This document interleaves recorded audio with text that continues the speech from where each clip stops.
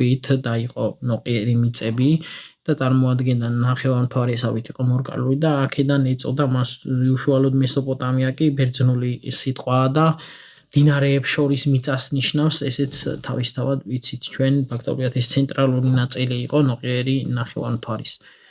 ანუ პირველი დასახლება უბაიდის პერიოდში ფაქტობრივად ჩდება აქ ძველი წელთაღრიცხვის 6500-დან 4100 წლამდე ამ პერიოდში არის ეს დასახლებები. ამ ეპოქაში პირველი მუდმივი დასახლებები გარჩა და დაარსა სამხრეთ მესოპოტამიაში.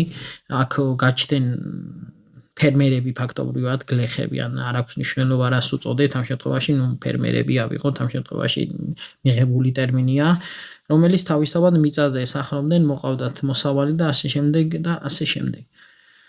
ისინი ფლობდნენ თავისთავად ირიგაციულ სისტემებს.